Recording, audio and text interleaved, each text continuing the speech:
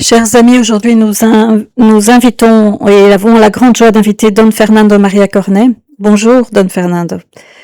Merci. Bonjour à chacun des auditeurs. Donc, pourrions-nous peut-être commencer avec une prière? Aidez-nous s'il vous plaît. Oui, bien sûr. Au nom du Père et du Fils et du Saint-Esprit. Amen. Invoquons notre Mère du ciel, afin qu'elle puisse nous guider, nous soutenir et nous renforcer. Renforcer notre foi et nous faire progresser dans la charité en priant. Je vous salue Marie, pleine de grâce, le Seigneur est avec vous. Vous êtes bénie entre toutes les femmes, et béni soit le fruit de vos entrailles, Jésus. Sainte Marie, Mère de Dieu, priez pour nous pauvres pécheurs, maintenant et à l'heure de notre mort. Amen. Je vous salue Marie très pure, conçue sans péché. Au nom du Père et du Fils et du Saint-Esprit. Amen.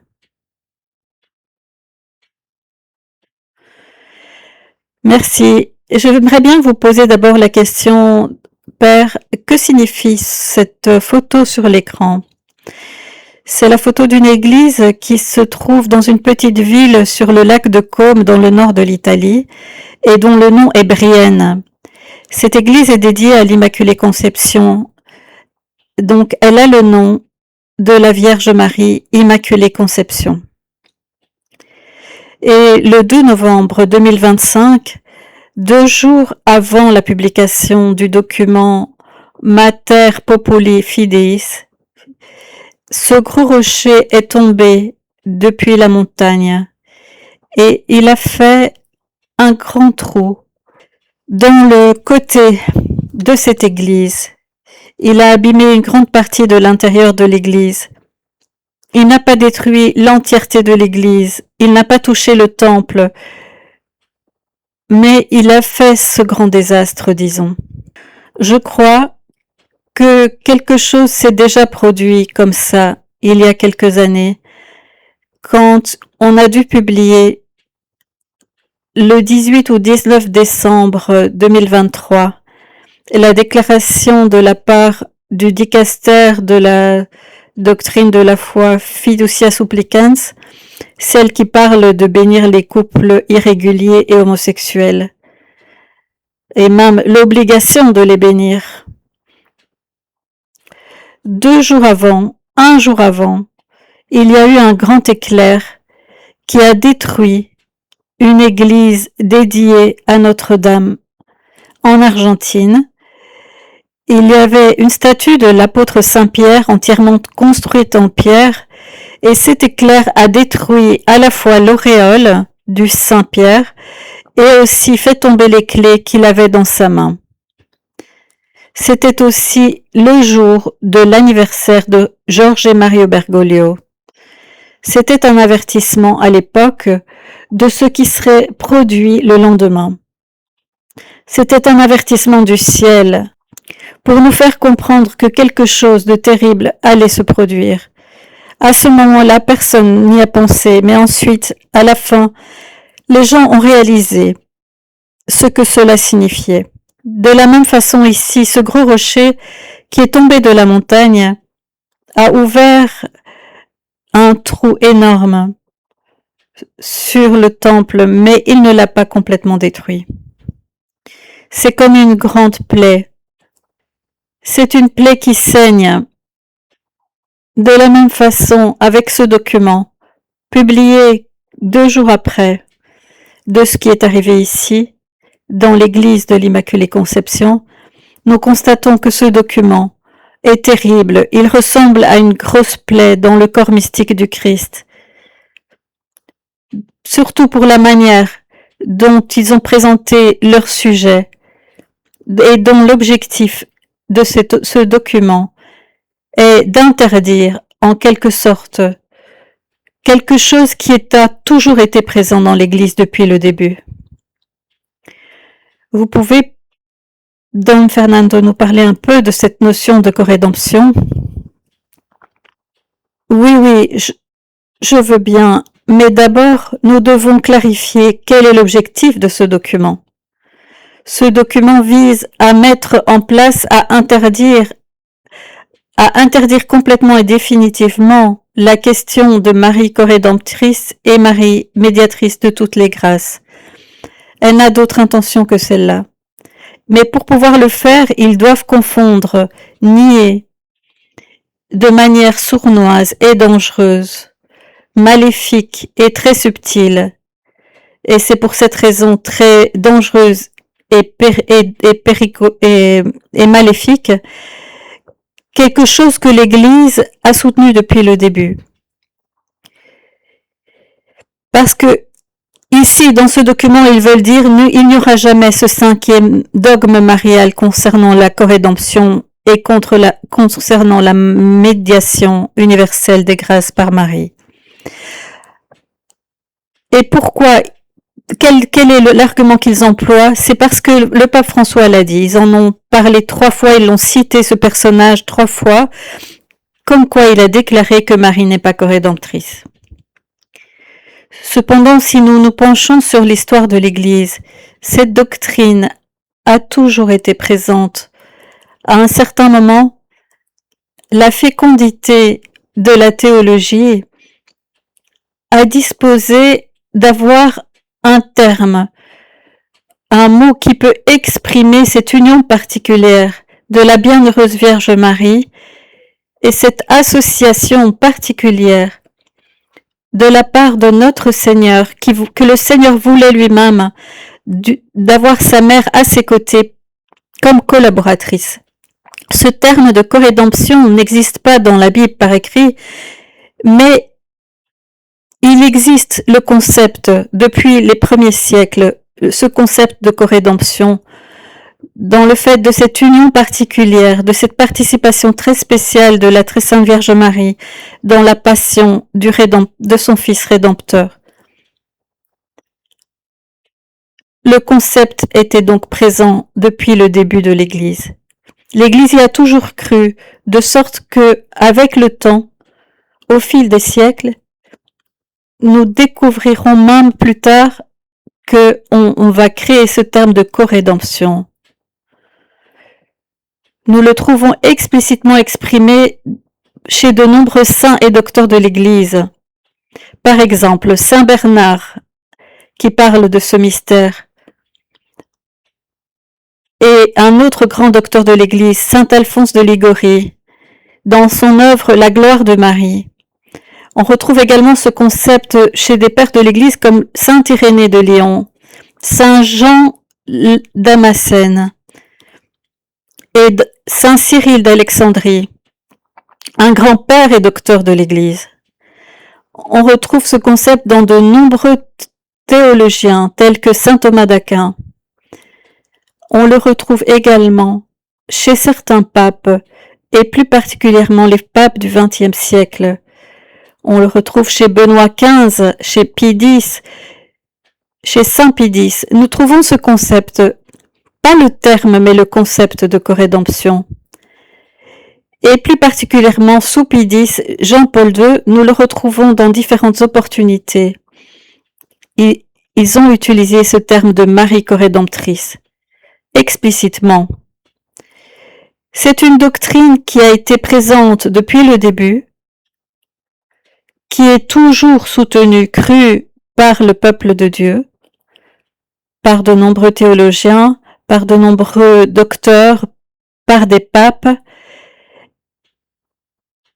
Et à tout cela, à quoi ils ont donné comme argument que c'est Giorgio Mario Bergoglio, soi-disant pape François, eux et ses amis, ses partisans, qui ont dit que non, ils ne voulaient pas de ce terme. C'est seulement eux qui s'opposent à cela, contre tous les autres saints et docteurs et papes. Par conséquent, pour affirmer donc, quand on dit qu'on veut préparer un dogme sur ce thème, on ne veut pas nier quelque chose à la rédemption de Jésus et on ne veut pas introduire une nouveauté puisqu'elle a toujours été présente. Les pères de l'Église, les saints et les théologiens, les docteurs et les pontifes du XXe siècle ont parlé de ce mystère de la corédemption. Il n'usurpe pas, il ne prend pas la place de Jésus-Christ. C'est le Seigneur lui-même qui souhaitait associer de manière singulière et unique, exclusive, la Sainte Vierge Marie à son œuvre de rédemption. C'est lui qui l'a voulu. Notre-Dame n'a pas usurpé quoi que ce soit. Elle n'a rien fait contre la volonté du Seigneur, ni secrètement. C'est le Seigneur qui le voulait. Et si la Vierge, dans certaines apparitions et révélations, comme par exemple à Amsterdam dans les années 50 au XXe siècle, l'apparition Notre-Dame de tous les peuples, officiellement reconnue par l'Église, et puis aussi à Akita, au nord du Japon dans les années 70, également apparition reconnue officiellement par l'Église, la Vierge a demandé la proclamation de ce dogme.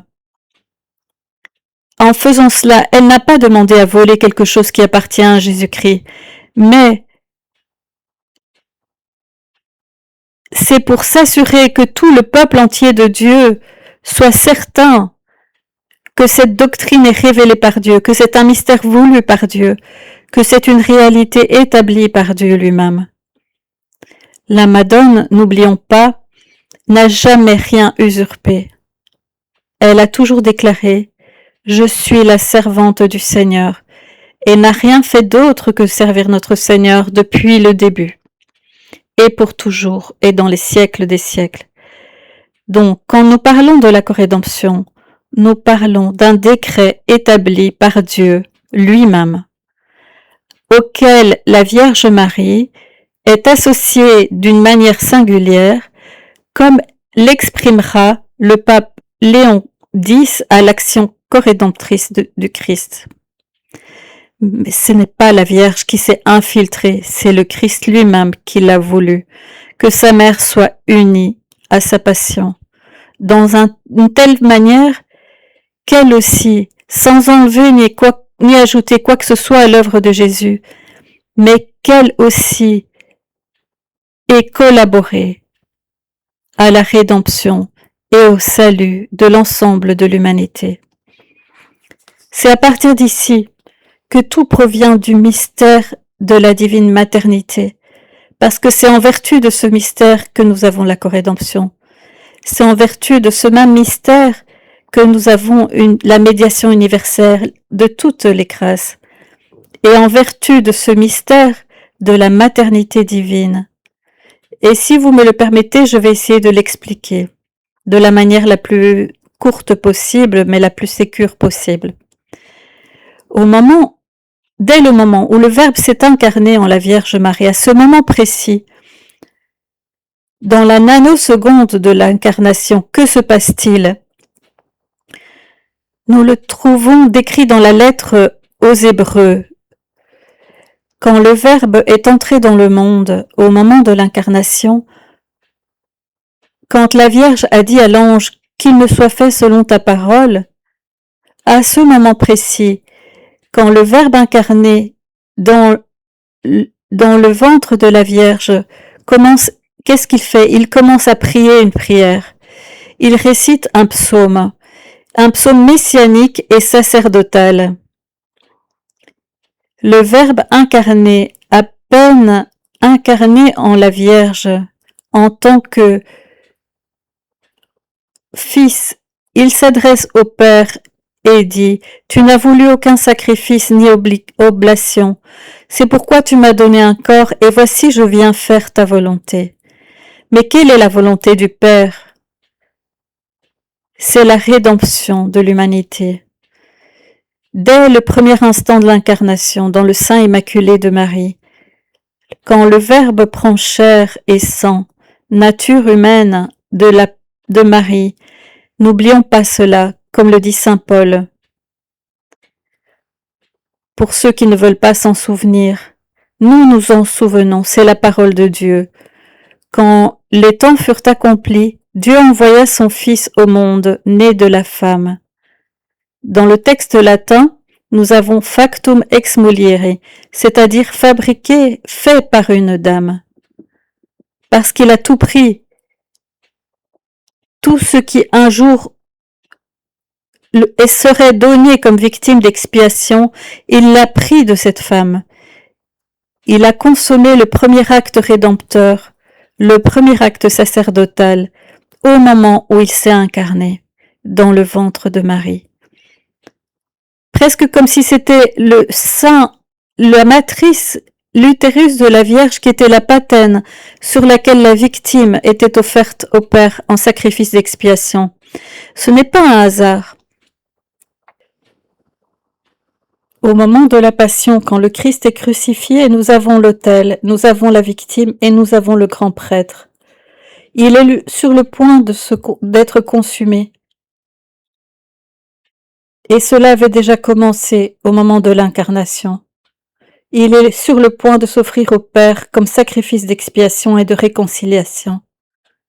Et qui se trouve au pied de la croix? Sa mère encore. Celle qui était la mère de la tête avant de se consumer, avant d'achever, de mener à bien. Il se tourne vers elle, non pas en lui demandant conseil, mais avec autorité. N'oublions pas, qu'est-ce qu'il dit? Il est le Verbe, il est la parole de Dieu. Donc tout ce qu'il dit se réalise. Et que dit le Verbe incarné? Prêtre, victime immaculée de la rédemption. Il dit, femme, voici ton fils, fils, voici ta mère. Elle devient alors la mère de l'Église, du corps mystique. Jusqu'alors, était la mère de la tête de l'Église. Mais à ce moment-là, cela s'agrandit. Elle devient la mère de toute l'Église. Et elle étend sa divine maternité sur l'Église. Ce n'est pas un hasard que Marie est là. C'est pas parce qu'elle n'avait rien d'autre à faire. Ce n'est pas parce qu'elle se dit, tiens, mon fils va être assassiné, il faut que j'y aille. Non. Elle est là parce que c'est la prolongation de l'incarnation, qui trouve désormais toute sa plénitude sensible et externe. Marie très sainte a révélé à Brigitte de Suède, et aussi dans d'autres apparitions comme c'est avenu à Umbe en Espagne, et aussi à Prado Nuovo à l'Escorial en Espagne, la Vierge explique la raison pour laquelle elle était présente, là au pied de la croix. Elle avait demandé au Père d'accepter sa douleur. Elle avait demandé que le Père accepte qu'elle s'unisse à son Fils, à ce que faisait son Fils. Dans un des films célèbres sur la vie de notre Seigneur, lorsque Pilate interroge la foule, « Mais qui voulez-vous que je libère ? Barabbas ou Jésus de Nazareth ?» Et la foule crie Barabbas. Et dans ce film, on voit la Vierge qui dit « Non, non, libère Jésus !» Mais c'est faux, parce que Marie savait très bien, elle était remplie de l'Esprit Saint depuis sa naissance, depuis sa conception, pleine de l'Esprit Saint. Elle a toujours vécu soutenue, éclairée, guidée, réconfortée par l'Esprit Saint dont elle était remplie. Elle savait pertinemment que les Écritures annonçaient la passion du Messie. Imaginez si elle n'avait pas su cela. Tout ce que le prophète Isaïe annonçait dans les Écritures sur le Messie. Elle le savait. Elle était très attristée et adolorée, non pas parce que son fils devrait mourir, mais à cause des péchés qui auraient conduit à ce sacrifice de son fils.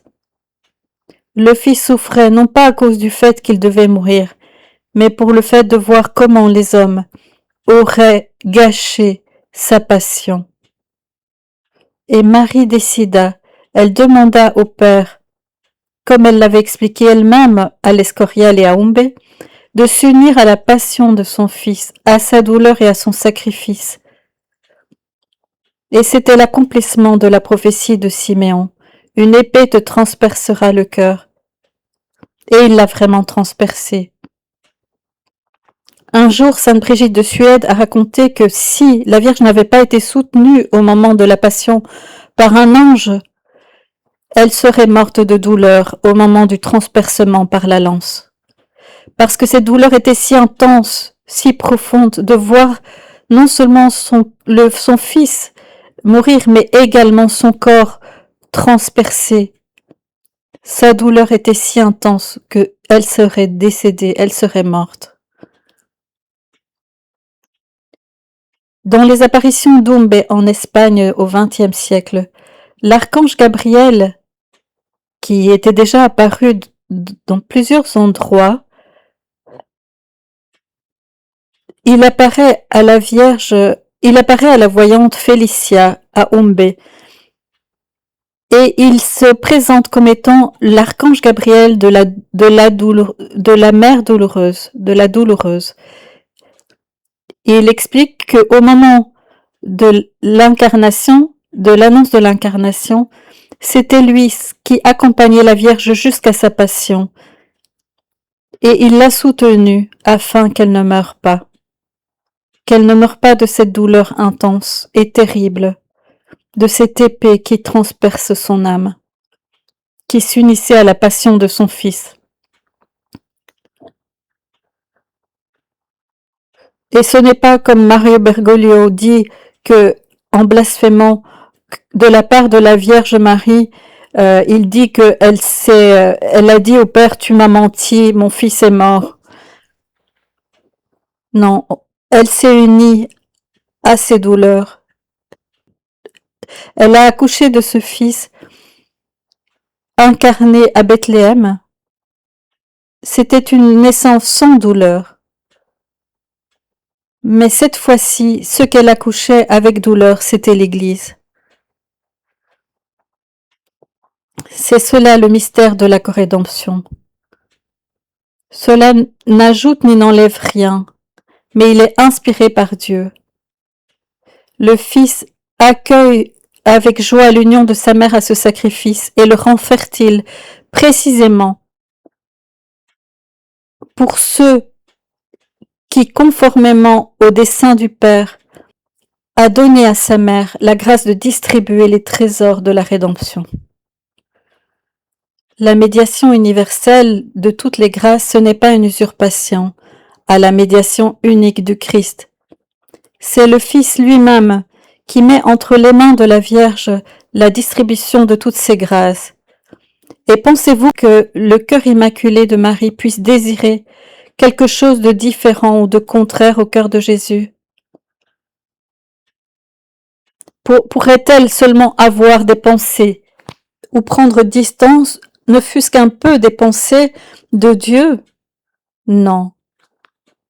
Elle sert Jésus-Christ, elle sert le Saint-Esprit, qui lui sert de protection et de guide, de façon qu'elle ait les pensées conformes à son Fils, des sentiments en accord avec le Fils. Elle accomplit la volonté du Fils, à tout égard. Si donc la Vierge Marie distribue les grâces, c'est parce que Dieu l'a voulu. C'est pas la Vierge qui a usurpé, ni falsifié, ni rien pris à son Fils. Elle fait et suit parfaitement le plan divin. Il est clair que Dieu aurait pu choisir une autre façon de nous sauver. Il aurait pu aussi ne pas nous sauver, parce qu'il n'en était pas obligé de pardonner à l'humanité.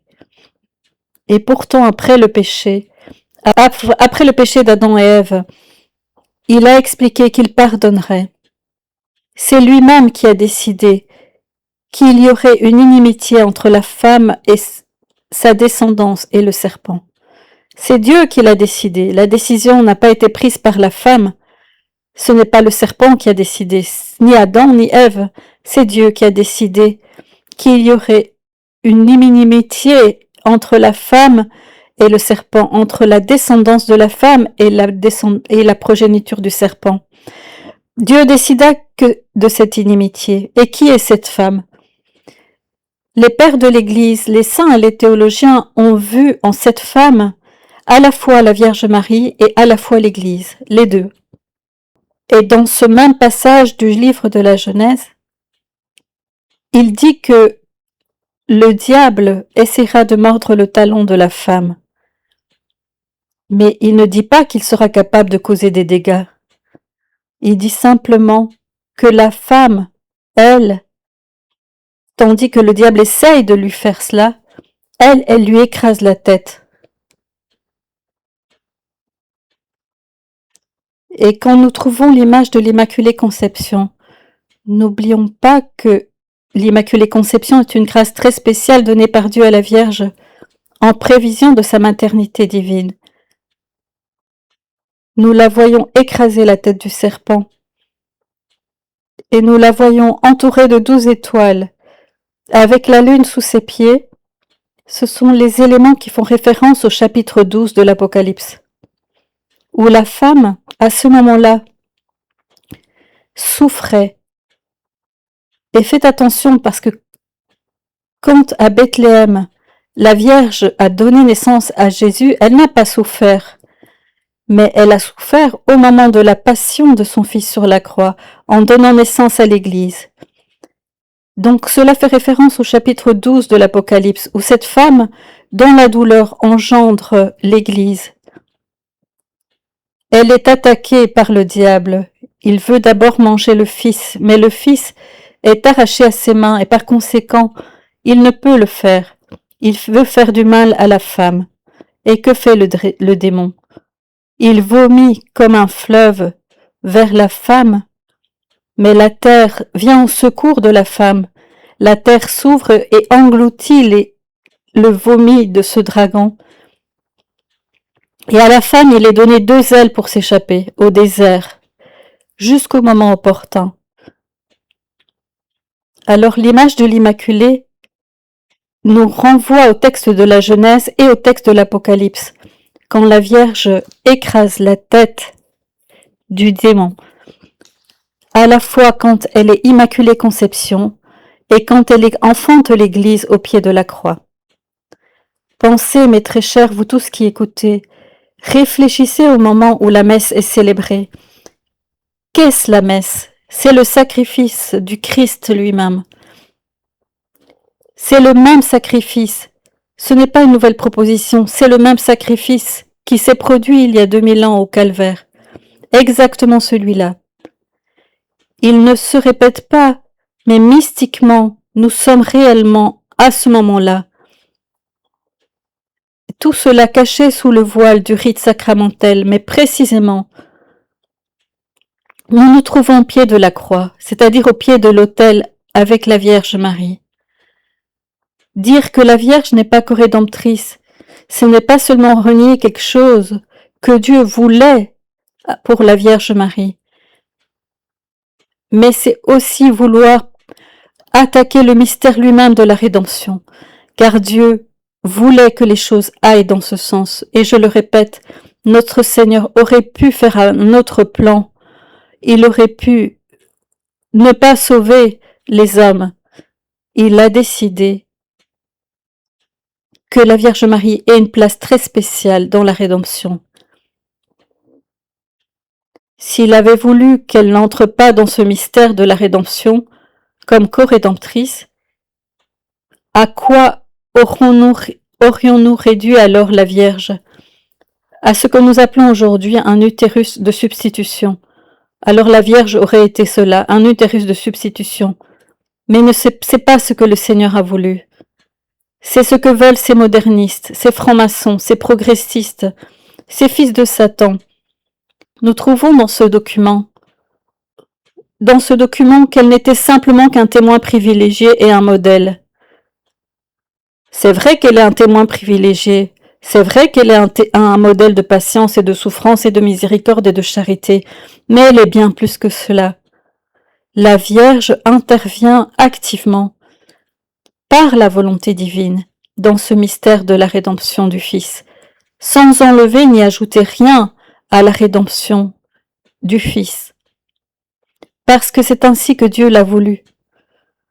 Mais eux, ils ne le veulent pas. Eux qui ont l'hostilité et l'inimitié avec la femme et avec sa descendance. Voilà qu'ils ont vomi comme ce dragon de l'Apocalypse. Un tas de mensonges et de tromperies, de mystification et de manipulation des textes pour faire apparaître quelque chose qui n'est pas là.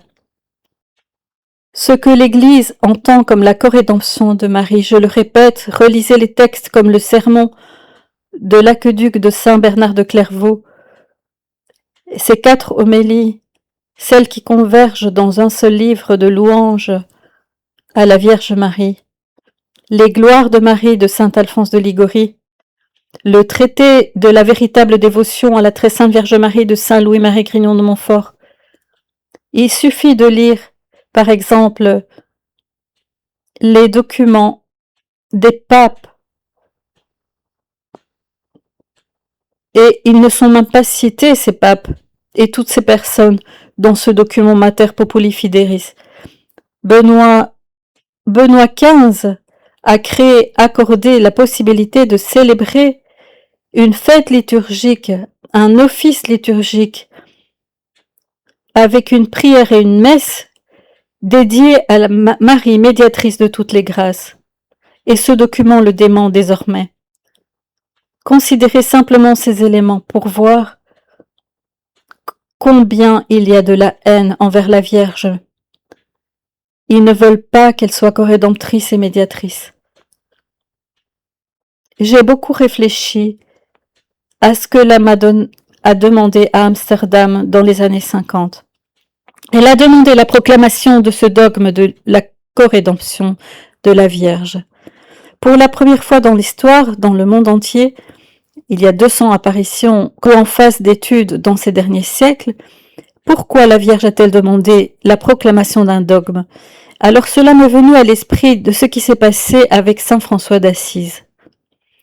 Quand saint François d'Assise a insisté en demandant au Seigneur pour obtenir à la portioncule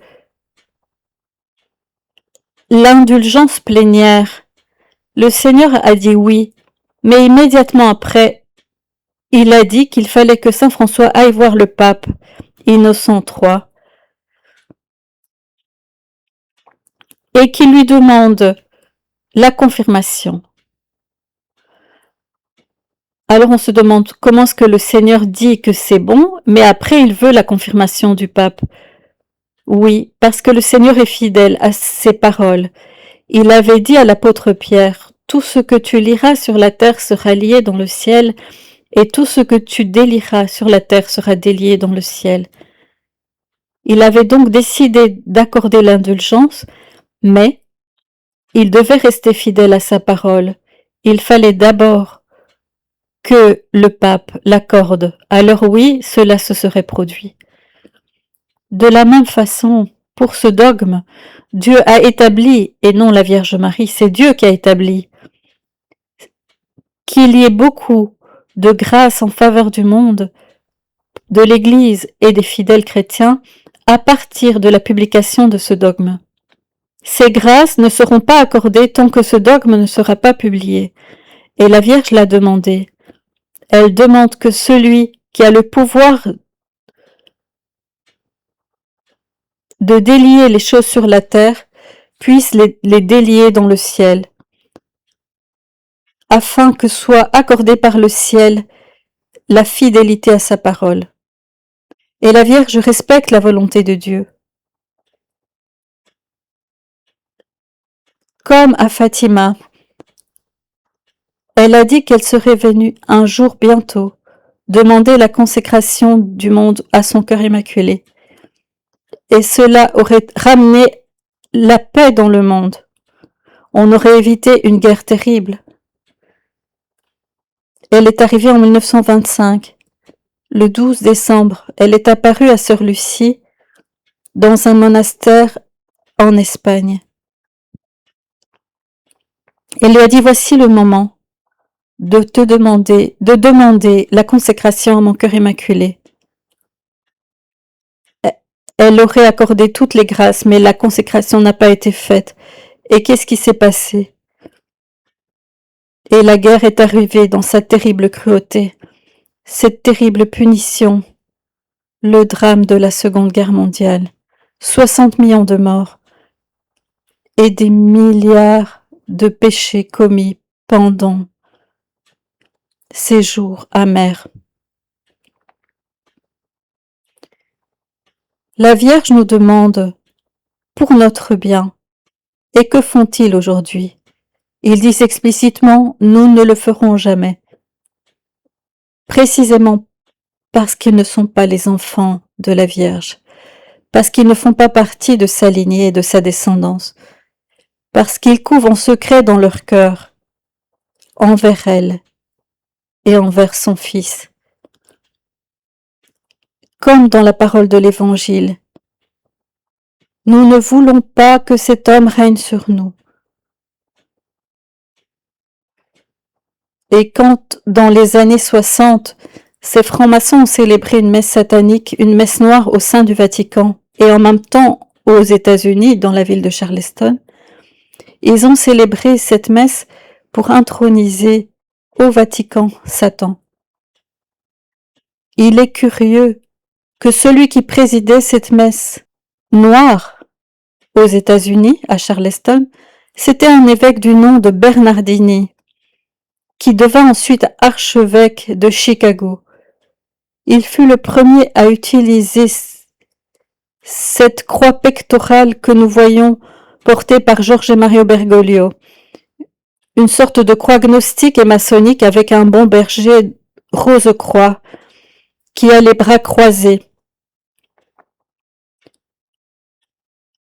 Il est curieux que la position de Bernardini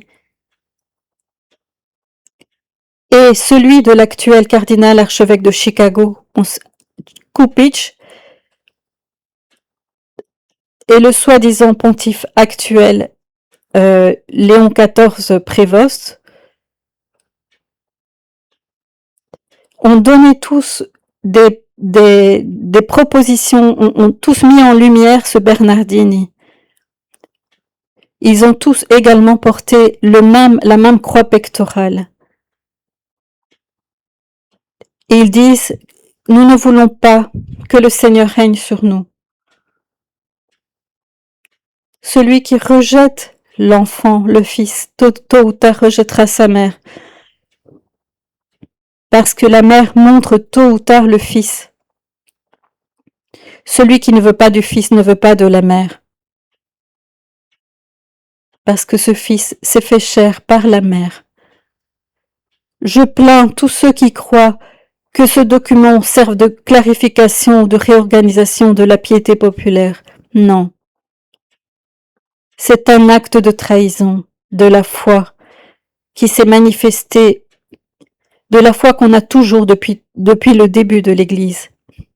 Ce n'est pas encore une hérésie de nier officiellement la corédemption parce qu'elle n'a pas été proclamée comme dogme, mais cela signifie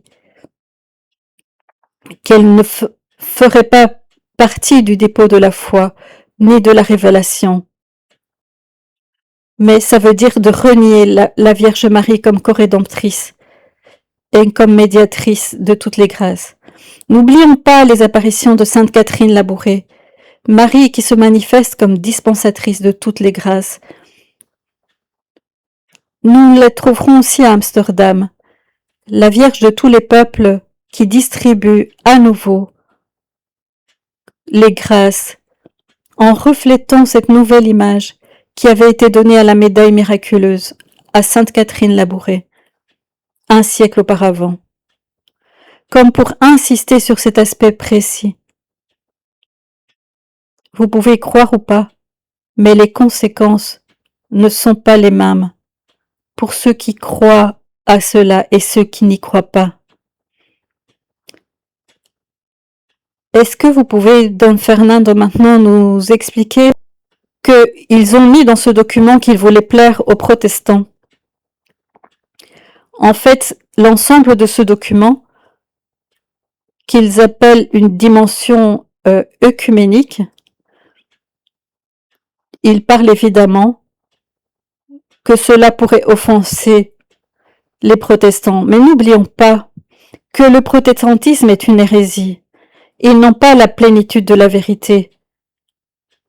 Ils ont renié beaucoup des vérités de la foi. Alors, vouloir présenter la Vierge Marie afin de ne pas les contredire ceux qui sont en dehors de l'Église, Je ne parle pas que du protestantisme, il y a également d'autres groupes, d'autres personnages. C'est complètement faux, c'est complètement erroné. Nous devons toujours présenter la vérité selon laquelle, qu'on le veuille ou non.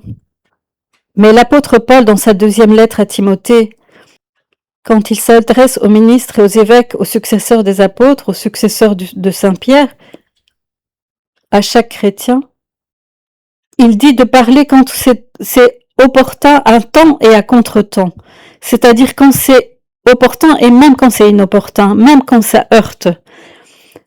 On ne demande pas d'être commode quand on parle de la vérité. Il ne faut pas dire la moitié de la vérité, ni un quart de la vérité. Il faut dire rien que la vérité, toute la vérité. Tout le mystère. Nous devons le parler et en démontrer. Il fait partie de la volonté de Dieu. Nous devons offrir toute la vérité de la révélation, la tradition vivante de l'Église. Nous devons la défendre. Alors je répète, c'est pas parce qu'on trouve pas dans la Bible le terme même de corrédemption que le concept n'y était pas. Même pendant le concile de Nicée en 325, où il y a la définition de la vérité d'un terme qui n'existait pas dans la Bible, mais qui avait été beaucoup discuté pendant le concile. C'est le terme de homoousiosis, qui signifie consubstantiel. Il n'était pas présent dans l'écriture, mais le concept était présent. Alors ils ont trouvé le terme pour exprimer le concept. La vérité fut défendue, même si pendant longtemps on n'employait pas ce terme. Puis après 40 et 50 ans, le projet a été repris par certains des plus grands docteurs de l'Église, comme Saint Grégoire, Saint Basile le Grand, Saint Grégoire de Nazianze, Saint Grégoire de Nice et bien d'autres. Saint Athanase ont adopté le terme, même s'il n'était pas présent en tant que tel dans la Bible. C'est l'idée qui était présente. De même, la corrédemption et la médiation universelle de toutes les grâces est présente dans la révélation, même si le terme n'y est pas. Mais pour l'Église, ce n'est pas un problème qu'il n'y ait pas le terme. Elle l'a fait au moment du concile de Nicée, et l'Église le fera encore plus tard, en 453, au concile de Chalcédoine, 451, quand elle parle de l'union hypostatique, quand elle emploie le mot hypostase. Ce mot hypostase n'est pas présent dans la révélation. Mais ce mot servira à définir l'union des deux natures chez la même personne. On emploie le mot hypostase.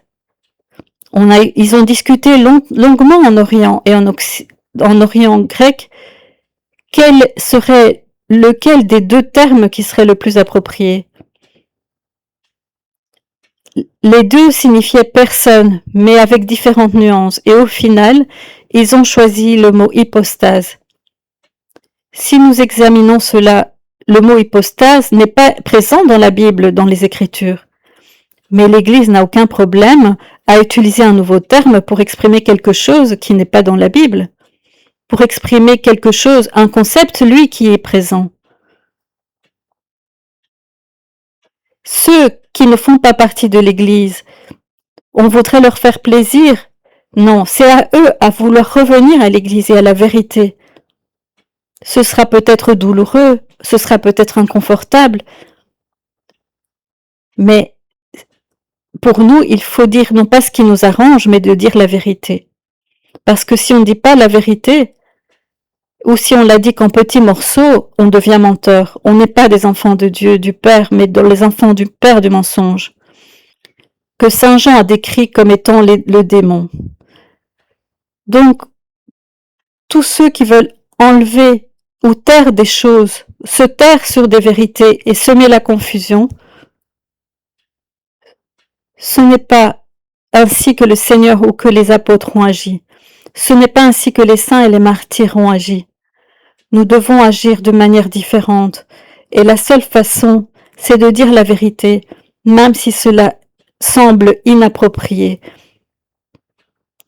parce que c'est toujours important, nécessaire, d'avoir la connaissance de toute la vérité comme Dieu l'a révélée. Merci, Don Fernando. Est-ce que vous pouvez parler maintenant de la dévotion aux trois blancheurs dont a parlé Don Bosco? Oui, en effet. Don Bosco a parlé de ces trois dévotions blanches. Mais pas que lui, d'autres personnes que lui ont parlé de ces trois dévotions. Ces trois dévotions, c'est typique uniquement de l'Église catholique. Si nous voulons définir l'Église, il y a beaucoup d'éléments à prendre en compte, mais résumons ces trois blancheurs en 3 points. Les dévotions dont Bosco et d'autres ont parlé comme étant les trois dévotions blanches. Les trois blancheurs. La première, c'est la dévotion au pape, au Saint-Père.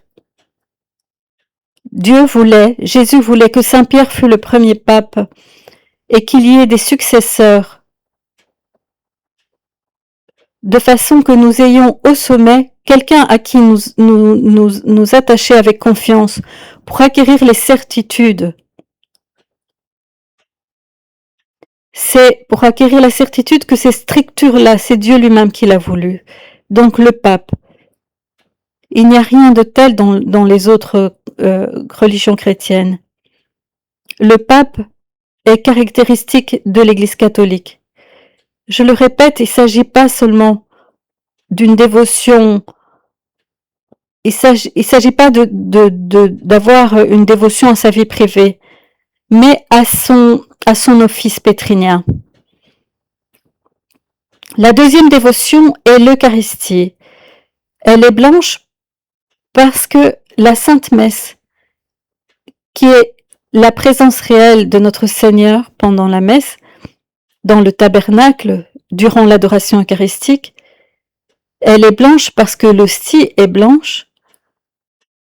En dehors de l'Église catholique, il n'y a pas cette dévotion à l'hostie consacrée. Chez les orthodoxes, ils célèbrent des messes, mais ils n'ont pas l'adoration du Saint-Sacrement, ni les processions eucharistiques. Donc, toute cette dévotion à l'Eucharistie est typiquement catholique. Et la troisième dévotion blanche, qui est la Vierge Marie. Elle est blanche à cause de la splendeur. Elle était sans tache et sans péché. C'est pourquoi l'Église l'appelle toute pure, toute brillante, propre, extrêmement belle, radieuse, comme le soleil est éclatant, parce que en elle il n'y a pas la tache du péché, ni l'ombre d'un péché, ni aucune imperfection, ni la médiocrité. Il n'y a que la perfection divine dès le commencement. Alors celui qui veut vraiment détruire l'Église, même s'il n'y parvient pas, parce que le Seigneur a dit que les forces du mal ne prévaudront pas, qui il doit viser? Il vise les éléments essentiels à la réalisation de ce bâtiment spirituel. C'est ces trois choses, le pape, l'Eucharistie et la Vierge Marie.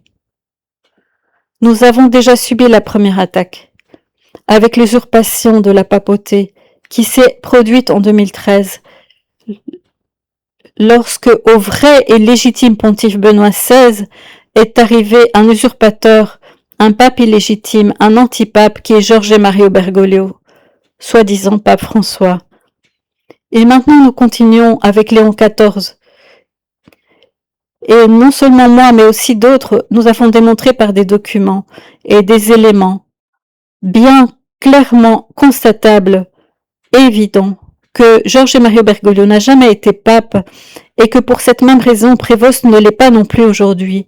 Aujourd'hui, il n'y a pas de pape légitime. Nous parlons de l'office pétrinien. Ni Prévost ni Bergoglio ne sont légitimes. Et puis avec l'Eucharistie, nous avons déjà eu une sorte d'avant-goût de ce qui sera, de ce qui va bientôt advenir, quand pendant la pandémie, il y a eu une suspension publique de l'Eucharistie Ils ont suspendu la célébration de l'Eucharistie publique, dans les églises ont été fermées.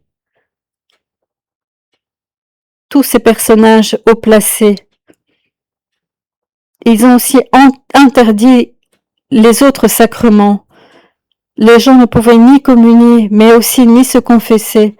Ils ne pouvaient pas recevoir l'onction des malades, et beaucoup sont morts malheureusement sans les sacrements, parce que cela n'était pas consenti pour les patients atteints de Covid. À plusieurs reprises, nous avions une confirmation de prêtres qui se sont introduits clandestinement par la complicité bonne de certains médecins et infirmières pour pouvoir offrir le confort d'une prière ou d'une onction. Certains prêtres ont pu donner le réconfort d'une prière ou d'une onction ou d'une bénédiction à des mourants. Cela n'a été que l'avant-goût, parce que bientôt il y aura quelque chose de grave, les paroles de la consécration seront changées. Si jamais il n'y a pas ces paroles de la consécration, il n'y a plus d'Eucharistie, il n'y a plus de messe. Et ils arriveront évidemment à interdire cela et à réprimer tous les autres cultes, et pour que celui de l'Antichrist arrive avec le diable. C'est la deuxième attaque qui est en cours. Et puis nous avons maintenant la troisième attaque qui est à la Vierge Marie. C'est la troisième dévotion blanche. Pourquoi est-ce si important pour eux? Quand dans l'une de ses œuvres, Saint Bernard de Clairvaux, qui est docteur de l'Église, qui est un des plus importants mystiques de l'Église, qui est probablement le mystique le plus marial de l'Église, dans l'histoire de l'Église. Il a également bénéficié de nombreuses apparitions du Seigneur et de la Vierge Marie, ne l'oublions pas. Saint Bernard de Clairvaux, dans l'un de ses œuvres, décrit le corps mystique et il dit « Jésus est la tête. Tous les autres chrétiens sont le corps. Mais entre le corps et la tête, qu'y a-t-il? Il y a le cou. Et c'est l'endroit qu'occupe la Vierge Marie. Elle est le cou. Tout ce qu'il y a dans la tête se répercute sur le corps à travers le cou. Tout ce qui atteint la tête par le corps passe par le cou. Et qu'ont-ils fait de ce document? Dans ce document, ils ont fait ceci, et ils montrent le geste. Ils ont coupé le cou pour empêcher que de la tête au corps puisse intervenir cette grâce. Du corps à la tête que arrivent les suppliques, parce que la Vierge, la Madone, est l'intercessrice auprès de son Fils. Le Fils est intercesseur auprès du Père et la Madone auprès de son Fils, comme le disait déjà saint Alphonse de Liguori. Et cette idée est présente déjà avec saint Bernard et saint Louis-Marie Grignon de Montfort. On peut avoir une véritable dévotion authentique envers Marie, comme le dit saint Louis-Marie Grignon de Montfort. On peut progresser, apprendre de ce grand saint. Également de saint Thomas d'Aquin, de saint Albert le Grand, pour la grandeur de ses connaissances et son titre de docteur de l'Église. C'est un grand dominicain.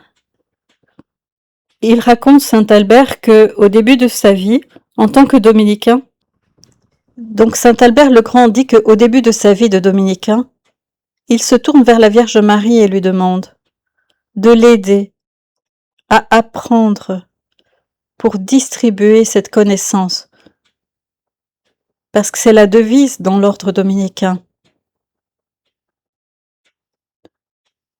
De ce que nous avons contemplé, de ce que nous avons appris et connu, nous voulons le donner aux autres. Alors qu'a-t-il fait? Il a invoqué la Vierge, et la Vierge lui a dit qu'elle l'aiderait à progresser, à apprendre et à savoir distribuer cette science aux autres.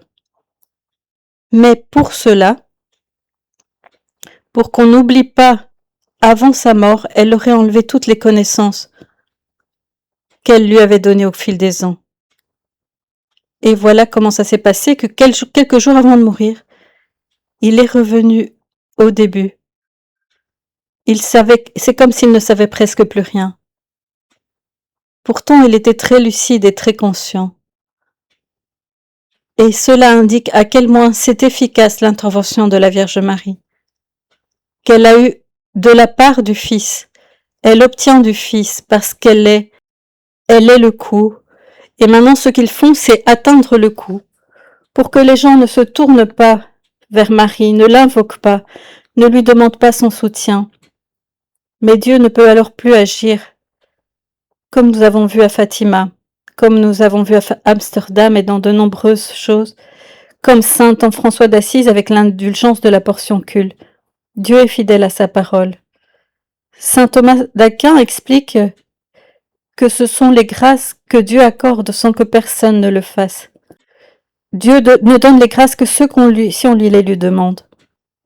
Dieu veut donner beaucoup de ses trésors à condition qu'on les lui demande, qu'on les lui supplie, qu'on lui invoque. C'est pour ça que nous devons demander à la manière dont lui veut que ça se passe, c'est-à-dire par l'intermédiaire de la Vierge Marie. Et alors, il donnera ses grâces. Mais si on dit que c'est dangereux ou gênant de demander à la Vierge des choses, que ce n'est pas dans les révélations, alors les fidèles ne le feront pas. Alors ces grâces ne seront pas distribuées.